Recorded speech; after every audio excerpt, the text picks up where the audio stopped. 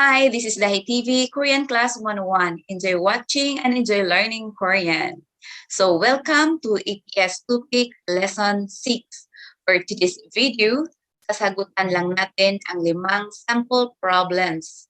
Kasi pag 10, medyo mahaba ang video. So let's start right away. Okay, so yung direction natin guys is 다음 그림을 보고 맞는 단어나 문장을 고르십시오. So it means you are going to look at the pictures below and choose the correct word or sentence. Okay, so dito na tayo sa number 51 problem. So as you can see here, my chopping board. Okay, so naalala niyo pa ba yung chopping board in Korean? So let's check number 1. Number 1 nakalagay is kal. So pagbasahin natin lahat na sentence, kal입니다. Okay, kal means knife. Okay, so it's a knife. So di ba hindi siya knife or kal? So number 2. Excuse me. Number 2 is tuma입니다. So tuma means tadtaran, chopping board. So this will be our answer for number 51. Okay, tuma. So chopping board in Korean is tuma. It's a chopping board. Number 3 is 냄비. 냄비입니다. 냄비 means caldero, pot. Okay, or pan, 냄비. So it's not. Number 4 is 수저입니다. 수저 means spoons and chopsticks. So from the word sukarak, it means spoon. And then do from the word sukarak, which means chopstick. So spoons and chopsticks. So it's not, right? So ang sagot dito sa number 51 is number 2, which is tuma입니다. Okay, let's go to number 52. So number 52, ang kulay ng strawberry ay hindi naman talaga ganito. Pero alam niyo naman guys, ano tawag dito? Kinuha ko lang yung sa libro na ganun talaga siya, yung kulay. Okay, walang kulay. Okay, so let's check. Ano ba yung strawberry sa Korean? So let's look at choice number 1. Nakalagay dito is be입니다. Be. Be ay may 3 meaning. Pero as you can see here, kasi fruits siya, so it means pear. Okay? It's a pear. In Korean, be입니다. Okay, pear. So another term for be is yung tiyan natin, stomach. It is also called be in Korean. And boat, bangka, ship, that is also be. Same spelling, same pronunciation. But here, since fruit siya, it means pear. So it's a pear? No. Number 2, 포도입니다. It's a what? Grape or grapes. Grapes in Korean is podo. So it's not. Number 3, nakalagay is 딸기. 딸기입니다. 딸기 is strawberry. Okay, so the answer is number 3. So it's a strawberry in Korean. 딸기입니다. Okay, next number 4 is 사과입니다. 사과 means apple. So it's an apple. So it's not apple. So our answer for number 52 is 딸기입니다. It's a strawberry. Okay, so number 53 na po tayo. Ito ay isang, sa Cebuano is tabo. Ay, nakalimutan ko na ano yung tabo, manggod. Tabo. Ay, Tagalog yan, di ba? Ano ba yung sa Bisaya? Tabo. Ay, nakalimutan ko guys.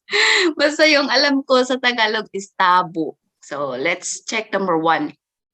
Nakalagay is nembi입니다. So, as you can, I don't know if you can remember, nembi is caldero. So, it's a pot.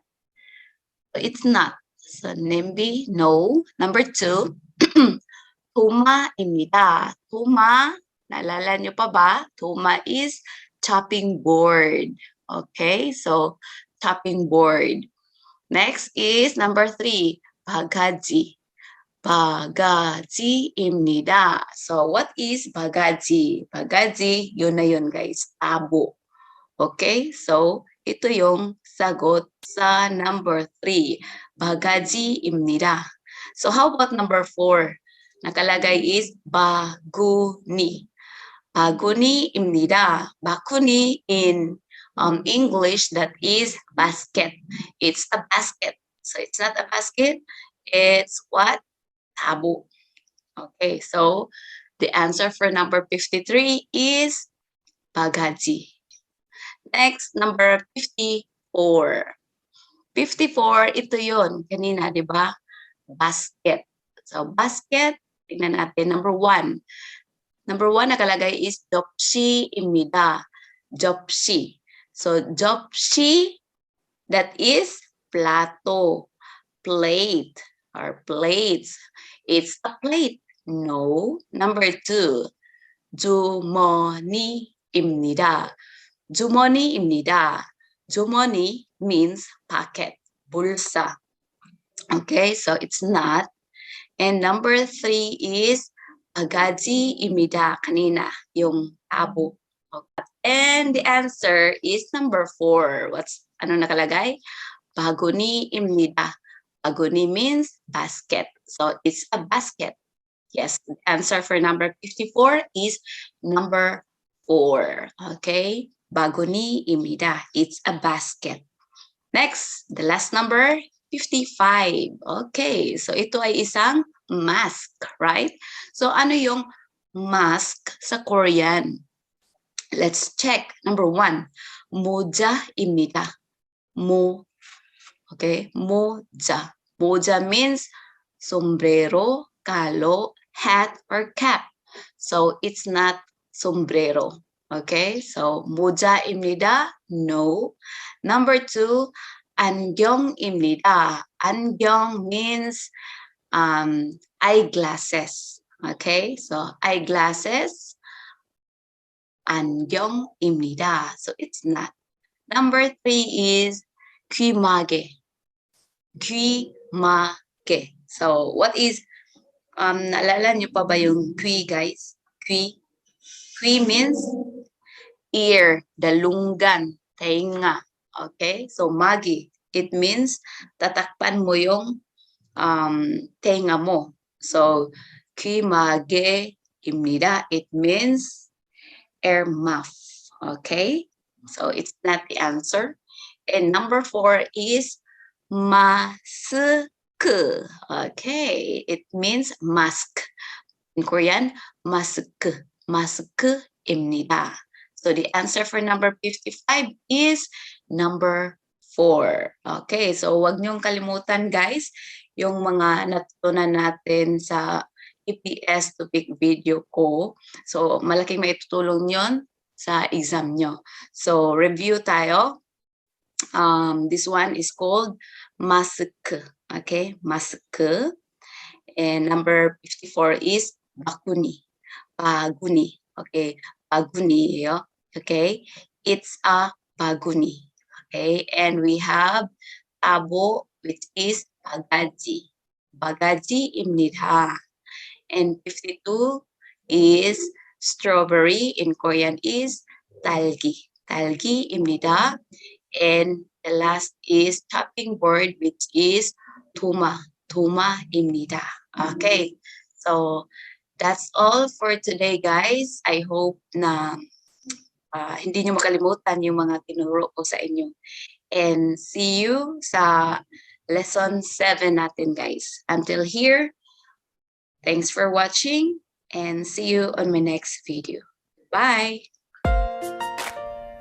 Hi, it's DIDTO here. Please don't forget to subscribe, like, comment, and share my videos. Until next time.